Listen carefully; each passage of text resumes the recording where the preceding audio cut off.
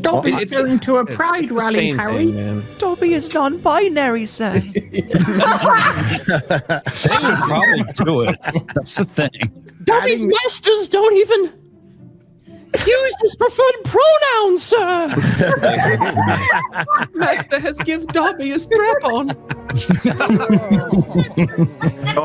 You don't know what I've suffered in the Malfoy house. They're an open pronouns family. are the Nerderotic.com. You want to talk about a white pill? Look at this. Look at that ratio. Oh, goodness. Oh, my. It's really gone up. This is the official Wow. HBO Max in America. All of the other ones are also ratioed. The only place I checked where it wasn't ratioed was ironically the HBO Max UK. UK, yeah. What are you going to say? Run. Not really surprised there. Don't look at me. I'm in the minority. We're harder, boys. We are I looking didn't at even know you. we had a HBO in the UK. I didn't know. Like, subscribe. That's because it's called HBO. You're pronouncing it wrong. That's why it didn't work. And HBO. HBO. Do you think they care about all the downvotes? Yes. Yes. I do. They were not expecting this. This has to be very surprising to them, and them rolling out that behind the scenes so quickly was obvious damage control. There's a reason that a couple days before, all of a sudden, Papa Asidu does all these interviews where he talks about the racist backlash and things like that, because they were hoping to temper racist backlash. They were hoping to put that out there to make people feel guilty or feel bad for him, or so they can get an upswing of support, because they knew there was going to be backlash. And then it happened, and it was way worse than they expected. It was worse than I expected. Yeah, honestly, if it got 250,000 likes, I thought maybe we'd get like 100,000 dislikes. Because although there's certainly things to talk about in that trailer with the tone and some of the casting choices and things, it's not deserving of a ratio. It's Black Snape. That is the ratio. That's why this is happening. 7 out of 10 comments that are negative are about Black Snape. And they put that Finding Harry behind the scenes thing out. Who puts that out 8 months before it airs? That's something you put out a couple weeks before it airs to generate hype and build up excitement, or you put it out as it's airing. Not 8 months. That's crazy. And especially in the HBO. documentary, they're clearly aware this is happening, because they have sound bites of people saying the casting is so excellent, and they're showing Papa, and then they're trying to seed this idea in your head that this is a great cast. This is very accurate to the books. How could they not know that there'll be such a blowback to this? Like, They we're did. 10 years into they this did. bull crap. But it's unbelievable that they think that people are not fed up with this. It just goes to show you how much of a bubble that they're in, that they think they can still get away with this and survive it. Now, the show will probably still do all right in the first season, perhaps. But holy crap, if I wasn't reviewing this, I would be completely checked out. I would not give a crap about this show now. It was a completely unforced air, and I think they were certainly expecting some blowback, but it was in their, like you said, in their bubble. It was that small vocal minority that we can just, throw an article out here and push back, start calling them racist. They weren't expecting almost the entirety of the Harry Potter fandom, which is all make, shapes, and sizes, and people across all races and demographics going, no, this is fucking stupid. Like, this is a bridge too far. Like, you can make Cynthia Erivo Jesus Christ, but not Black Snake, buddy. That's a step too far, man. They may have also judged the expected backlash by their values, so they could have expected J.K. Rowling to be a far bigger issue. Yes. And Snape wasn't in the trailer that much at all, so maybe they were trying to balance it out, and they think they can win the J.K. Rowling stuff. Andrew Garfield randomly came out and watched them all for the first time and did a major interview that went everywhere at the same time the trailer dropped as well. So it does seem like there's a multi-pronged What a coincidence, Disparu. It seems a lot very similar to Rings of Power, the way it's going at the moment. Does. The different covering so early before the show's coming out. Harry Potter is a book obviously written by a woman, but the one thing J.K. can do is write men. She can write male characters, and if she couldn't, this wouldn't be as popular. But you have a bunch of female executives with the background in marketing and not creativity, and it's how they approach male brands, and they don't take them as seriously as we do. I'm trying to buy time here as I'm close. I know it's almost here. There it is. Okay, here we go. Pulp Fiction writer Roger Avery on what's behind Hollywood's embrace of wokeness. I think a lot of it has to do with the preponderance of female executives that are working at the broadcasters and at the studio. Listen, I've worked with a ton of amazing development executives, but guys, when they think about something like Star Wars, they think about it being in basic terms, which is kind of what guys want. The sort of Joseph Campbell-esque adventure with heroes and villains, and the guy gets a girl, all simple stuff. A woman will generally say, I'm going to fix this guy. I'm going to change him. And so they're taking this IP and they're completely, I got to say this, rejiggering it in a way. Say again. Very quickly. That's what they did to Harry Potter. No, I said it once. That's it. In a way that they think it works. And honestly, it feels to me like they're getting messaging from above, mandates from above, like, hey, you make sure you do this, you make sure you do that, make sure you tick this box and that box, and so on. This is the casting director. Hey. Looks like an in memorandum. I don't know if we could play this because it is HBO. It might take us down. Well, they really go into John Lithgow says it's going to get reimagined, and the casting director, is this the one that said Hermione had lead character energy? Main character energy. And she was, that's what tells you the entire casting is up to question now. Because if that's your basis for one of the trinity of Harry Potter, it's like you don't even get the characters that you're casting. Right when you're saying emotionally intelligent, like saying that Hermione is emotionally intelligent is just flat out wrong. Yeah, just wrong. She is at times she can be a little more emotionally intelligent than the boys in figuring out girls, but then there's moments where she does some really dumb shit. Yeah. Like almost getting Harry and herself killed in the Dark Forest when she with the centaurs, and she does some stupid shit too. She's complex. She's a complex character, but she's not this emotionally intelligent character. She's actually kind of sensitive, kind of an insufferable know-it-all, a little bit autistic. Look, of all three of those, I do think you would describe like Hermione does have the most emotional intelligence in terms of being able to look at something and say, well, Harry, don't you understand that that's what he's going through? This is what Sirius is feeling right now. This is why Sirius is acting this way. That is a trait that Hermione does display throughout when it comes to relating some of those things, as opposed to the boys. And I think that's probably pretty normal for girls of that age versus boys of that age. But yeah, not that all of them are intelligent. And it's not even necessarily that all of these things that they said are in and of themselves bad. It's just a red flag on top of a heap of red flags that make you go, okay, well, where is it that you're what's your angle? Where are you going about casting these people?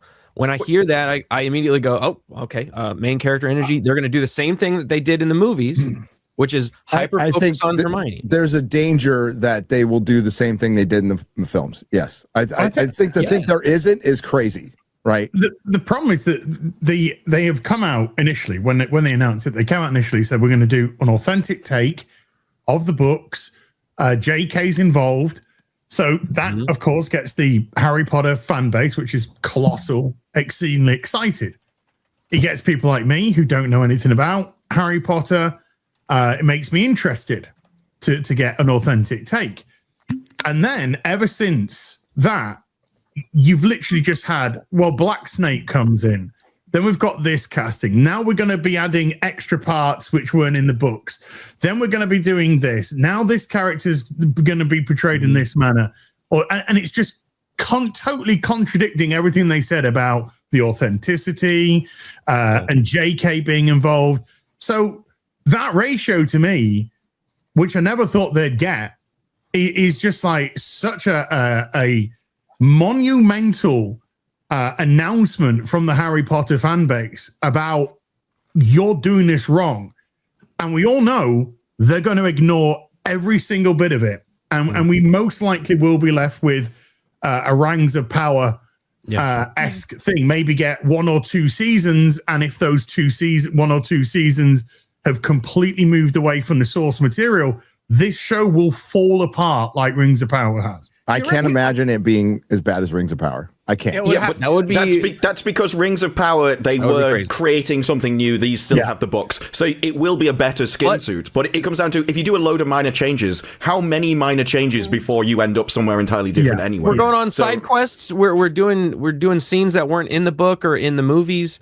They are creating new stuff. So like that's the place that I'm going to be looking for. Like, what's the dialogue in those scenes? What is it adding in those scenes that it's going to be off from the books? I'm like, if you're going to go to like Flamel, if you're going to have him actually in a scene, you better damn well write those dialogue scenes very, very good. Because like that's purely you. And that's what I'm going to be looking for. I would expect them to add some stuff and do some stuff differently, but in the first couple of seasons, I still don't think they have room to do that. These are shorter books that you can just, all you had to do was, it would be different than the movies because these would be a fuller story, a much fuller story. Apparently Harry doesn't even get the Hagrid shows up at the end of the first episode. So the first episode is just him and the Dursleys pretty much, unless they put other stuff in. So that's where you start to get in trouble. And George R. Martin made a big old blog that he had to delete about the butterflies and the butterfly effects of taking away certain characters and how it affects your story in the end.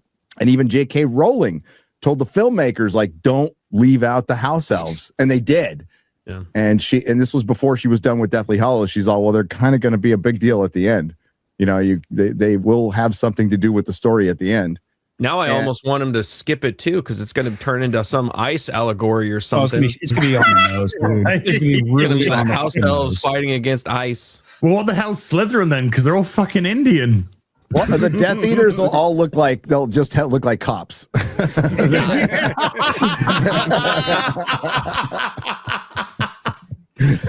What stories would you guys like to see them focus on? The story, the books, pretty easy. I guess a lot of the books were trimmed like pretty ruthlessly for the movie. So is there anything that like obviously was left out of the movies? Oh my God! In the book that you would like. There's to see? a lot. There's a lot of setup that happens throughout the last half of the series that's leading up to the Deathly Hallows that sets up the backstory of Voldemort and all the Horcruxes and all that is like slowly trickled through those stories. And in the movies, they don't really do that at all until like the last. You don't even get the movies. full fucking prophecy in the movies, right? You don't. Yeah. Like, we don't even get over that prophecy found out in Order of the Phoenix. Goblet of Fire got massacred. My opinion is it's awful because it cuts out so much of the book.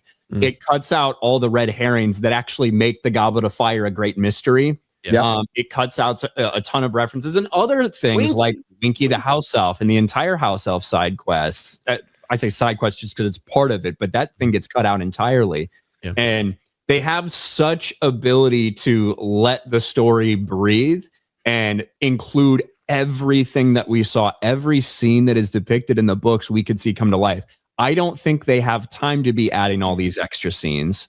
So my feeling is they're going to be adding extra stuff and cutting out some stuff that they kind of inherently promise to give us. So they come out with this, the strangest thing I heard in that thing was not the reimagining part I expected, because they didn't need to come out and say it. Fucking Black Snape tells me you're reimagining this series. I don't need to see anything else. And then we have the strong South Asian representation in Slytherin. Dude, that one meme. The one meme of the Hogwarts Express. It's the best meme of all time. Oh dear. This is supposed to be 1990. Can you sign my Hogsmeade permission form? Is it 1991? It's 91 to 97 or 8. I think. Really I don't know exactly. Give us 1991 UK. I said, though, in a video that if you want it to feel like the UK, actually doesn't matter about the demographics of the UK, you still need native British people in it to make it feel like native Britain. So even in 30 years, if the demographics are still gone, it is the English people that make England feel like England, and so it really doesn't matter what the reality is. This picture could come from anywhere on Earth. So if you want the location to actually be a main part of the story, likely India. Well, exactly. Right? Like India to me. This is one of the things I don't think representing reality is as important as representing the Frisco, the Texas. Location that you're setting in. Bro, this looks like when an IRL streamer fucking goes to a third world country. Mr. Beast. I'm waiting for the red coats to come along. That's what I'm Kind of looks like they're escorting the two blondes because they're sort of surrounding them in the middle. Yeah, it's in the background too. To sacrifice them. Come to our village. Don't want to be hanging out in the latrine in Slytherin. That's all I'm saying. No, remember the lore about the plumbing in Hogwarts, Gary, where before there was like traditional plumbing, they just like shit on the floor and disappeared it basically, with a spell. Yeah, Clogwarts. No wonder so many Indians are there. House elves are makes you wonder where all that goes. Makes you wonder where all that goes. It goes into non-being. That's but right. I think it goes to the room of requirement. Room of requirement. That's right. There's a whole nother. And if somebody walks by the room of requirement going, life is shit, and they walk in there, they find out where all the shit is. Ancient shit. But J.K. Rowling has never really, she doesn't really explain the mechanics of her magic. It is a talent that you're born with, pretty much. You can practice, you can get better. Some people are better than others, but she's never like really said where it comes from. Nobody knows where it comes from, but they feel the need to explain it in this. And even if it's in reference to, it's for the artist to have a frame of reference, you don't need that. It's fucking magic. So when we have somebody come out going, it's Ryan, they go, it's rooted in naturalism and stuff. And it's like, what the fuck are you talking about? Natural. And, harnessing our nature. The Finding Harry behind the scenes thing they did, I thought there was some okay stuff in it. And the craftsmanship looked really good. Yeah, looked seeing really the kids acting behind the scene was good. Like you're getting to know their personalities a little bit more. But also, yes, the sets and the attention to detail that went into the sets and the animatronics that they're doing for some of the the owl and everything. Obviously, a ton of attention and dedication went into doing those things, and it makes the problems that much worse. Yes. Because you can't tell me when you have this much care over recreating Diagon Alley, with all the street signs, with all the shops, with all these things to immerse people in this world, it becomes that much more of a problem when you have clear things where you went against everything that's written, like with Black fucking Snape. With dreadlocks. Yeah. When Black Snape walks out in what looks like a pretty authentic Diagon Alley, and then they're coming at you with the whole approach of, we're going to base magic in naturalism, which is the pure opposite, the polar opposite of supernaturalism. If you look into the philosophy of naturalism, so they're trying to ground it in like a in no better way, kind of an atheist way to put it. Not that this is not that Harry Potter is like a Christian work or anything like that, but they do celebrate Easter and Christmas. They do. And there is a church service that happens on Christmas Eve when they're in Godric's Hollow. Yep. But it's more according to Jack, it would be actually more Christian than Lord of the Rings. Church. You're right. It's more that the show's way of defining it removes the possibility of. So now no one can interpret it as maybe the magic comes in this as their own kind of thing. And the worst part of that quote, I thought, was we were discussing what the core values of our show should be. And it's like, it's the book. Like, you shouldn't have core values. It directly went against the Peter Jackson quote instantaneously, which is what those movies always get praised for. So in this behind the scenes, I don't think it helped, Ryan. That damage control, I don't think it helped. We got to see some better lit images of Snape, and he looks like Tracy Chapman. Better let it stretch. Oh no, this is good. Like it's blurry on me, and the first thing I saw was just teeth. Shad. Jesus, Shad. Can't see you, Snape. Why you gotta be like that? You got a fast car. He doesn't need his own lighting, though. You are going to have to light him more than anyone else in the scene. So he looks better. His cup is just full of purple drink. Where the codeine? Dude, the memes are evolving, like I said, and it's not just Snape now. So it's like moved off from Snape. But to what Ryan said earlier, somebody tried to make that argument on X. It's like, no, it's some of the people who don't like J.K. Rowling. No, there's not enough of them. They really don't hang out on YouTube. 100% of this is from Black Snape. If that was White Snape, I don't think it wouldn't even be close to ratioed. It was a matter of fact, I think the dislikes would be incredibly low because the rest of the trailer pretty non-offensive, right? Except for this, when lighting. you take the lighting. You can't see much. The lighting in the color grade. I can't believe they're shooting the show that dark. Yeah, I can't believe they're doing that, and it's very Game of Thrones. Like my constant criticism of Game of Thrones, particularly in later seasons and in all of House of the Dragon, is the shit is shot too dark. You can't see shit. There's a shot in the bathroom in the scene where Hermione's in the bathroom crying, and then the troll shows up. The behind the scenes footage of it looks like a dark room, like they're trying to develop film in there. Like, and what sucks is when they have the lights on and they show like the sets and the potions room. It looks fucking amazing. Yeah. Lots of detail went into it. And the fact that this thing is ratioed is actually legitimately shocking. Like, I didn't think it would be like, I think people would go, I don't like Black Snape, but I like everybody else. So it's kind of great. It's kind of great. Now, the problem is, at the end of my video, I said, David Ellison, you can be the hero. He can't make the decision now, but even when he's in power, there's no way in hell he can recast Snape. Even if he wanted to, because of the blowback he'd get within the industry. You kneeled down to the chuds, even though people are still complaining about it, and it would only help your show. It would help with merchandise. Like Alan Rickman Snape stuff is going to sell more than Black Snape stuff. It just, the best this thing can hope for now is, well, the show's good, but we're going to hold our nose or cover our eyes or whatever or roll our eyes when Black Snape shows up. And that's in the early seasons. Once you start getting to the later seasons, then it starts messing with the story thematically. Yeah. And then, and I asked the question in my video, and Ryan's brought it up too. It's, well, are you going to soften the character? Are you going to soften people's attitudes towards the character, which completely changes the story? We like Snape the way he was. He was an asshole. He did some brave stuff. He ended up a hero at the end, but he was still a dick. He still legitimately hated Harry. Just because he did good, the complexity of the character is what makes him interesting, right? And if you remove that and he just becomes supermodel Snape or whatever, then you're in a fanfic. I still don't think it's going to be bad as Rings of Power. Like, Rings of Power made up its own shit, and I don't think they're going to make up that much stuff. So then how do they make him hating Harry not a race issue then? Good question.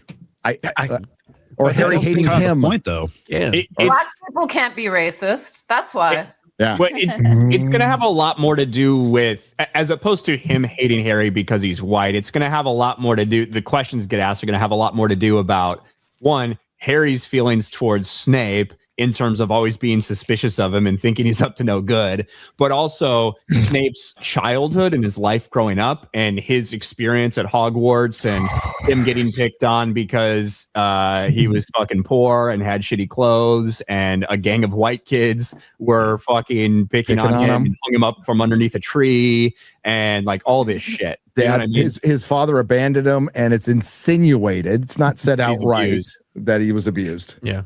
It's not just about Snape being black. It's about all the things that they might change to do that. So if, say, for example, if they're addressing this in their writer's room and they say, well, this scene could be problematic now to have these 4 white kids, kind of picking on and, bullying this black kid. Should we really do that? Well, instead of making Snape white like they should, the answer is likely going to be, well, we could probably just make one of those kids black too. Then if not two like that. So one of them is black. One of them is named Sirius Black. So yeah. Well, I think they're. My guess is Lupin and Sirius Black are going to be diverse, both of them. I won't say they're both black. Indian. I could but see they'll them make making Lupin, Indian. Indian. Yeah, I could absolutely see that. That'd be great. Authentic. So every season we're gonna get another one of the Black Snape. It's gonna be another casting where they do the same thing. Hermione's black on the cover of one of the audiobooks. Yeah. They still describe Snape as white, but there's a black guy voicing him. That one doesn't matter that much. It's theater of the mind. And it started with the play. Before that, even before the audio. with Hermione, and that J.K. Rowling signed off on. Yep, by the she way, did. she probably has the power to veto that.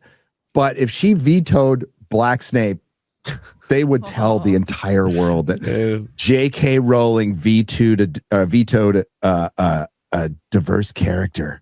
Well, I think it's very telling that she has not met any of the cast members. Oh yeah, yeah. She has not met it. Like none of the cast members have actually met J.K. Rowling. You know, she did put out that statement after he got cast, and he signed that "I love trans people" letter or whatever he did. And she said, "Look, I don't have the power to fire Papa Esciito, but I wouldn't even if I did have that power, because I don't believe in, you know, firing somebody just because of a difference of political opinions, blah, blah, blah. But the more impactful thing to me was I don't have the power to do this. Not couldn't even if I did." Yeah, it's funny because Casey Bloys said she does have power. So somebody's lying. These people are lying? What? No. I know. J.K. Rowling is still woke as hell apart from the transition. Yes. She's probably on board with it. She probably was I think telling she you, is. Yeah, go ahead. Yeah. She's been on board with every single thing except the feminist issues, which has been that one split. Because even that is just like, I don't want men to have powers that, well, essentially female privileges. And so you've got that. All the other kind of woke stuff she's always been on board with. I don't know. She's shown no kind of sign of had any issues with other swaps at all. So this is literally just more of the same. No. Do you think within the course of this series, and I think it's going to be seen through no matter what, that it just is a background actor or just a little side character, get a trans actor to come in? I think they do. There was one in the game. There was one in the game, yeah. Yep. Maybe it could be Tonks because she's an anamorph magus. Yep. So she can just change her body at will, like her appearance at will. God. You just gave him an idea, you son of a bitch. Nerderotic.com. Please subscribe.